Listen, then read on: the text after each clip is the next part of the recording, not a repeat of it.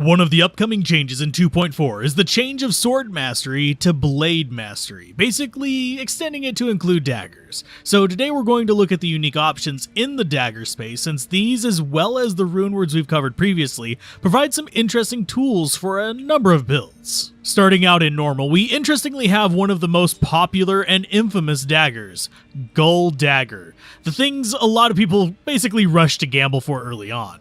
And if you have good luck, you might just be able to gamble it with a level 11 character and get you a really solid early magic find tool that actually is also an okay weapon early on as well, though it is pretty much just restricted to casters by late normal because, well, it's low damage. After that is a dagger most people have forgotten about, but was laughed about a lot back in the day, and that is the Digler Dirk, which is a reference that has been sadly forgotten over the years, or maybe that's for the better, but just be sure to turn down the bass before you listen to this weapon sing.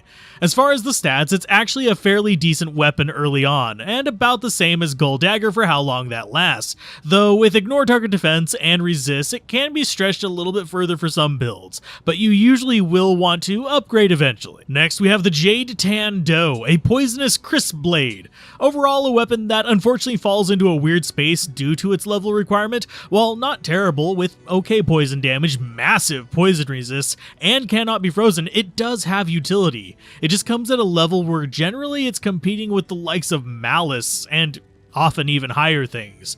That said, the poison is good for stopping enemy healing, it's just you won't be doing amazing physical damage or anything like that super quickly. Though nowhere near as mediocre is Spectral Shard, a weapon that used to be fairly popular even in its weaker original form, but that became a really strong budget option for spam casters across the board due to its exceptionally early access to a whopping 50% faster cast, basically doing for casting speed what Gull Dagger does for magic find.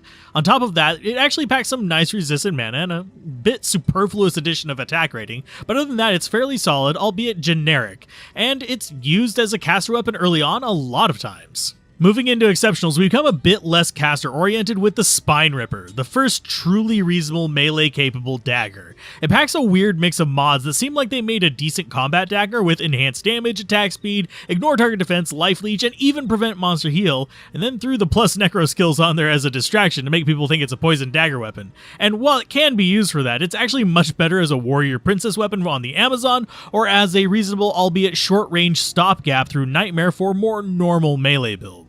Next is Heart Carver, a weapon that might see more use, especially if upgraded in 2.4, depending on just how Grim Ward and Blade Mastery end up feeling in the end. This is because it packs decent enhanced damage, ignore target defense, and deadly strike for doubling that damage.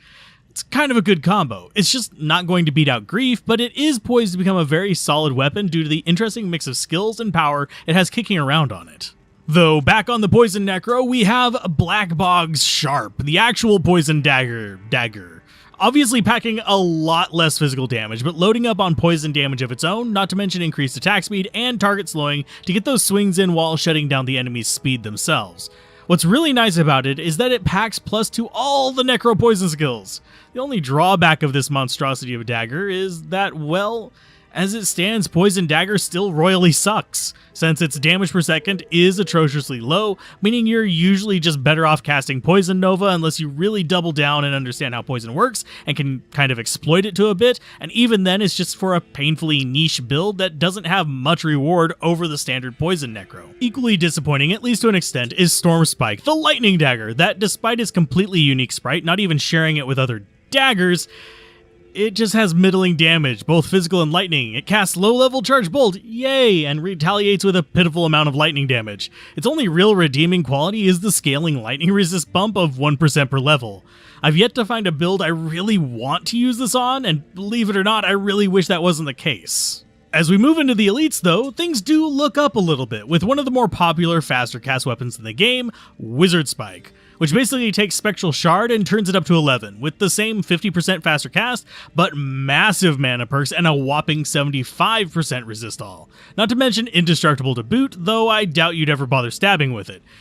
because, well, it has terrible damage.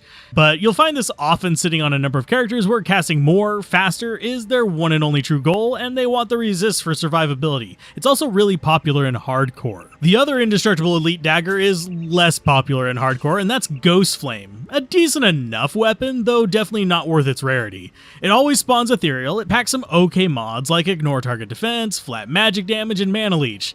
The catch is, it doesn't really bring much to the table other than something to deal with physical immunes, though.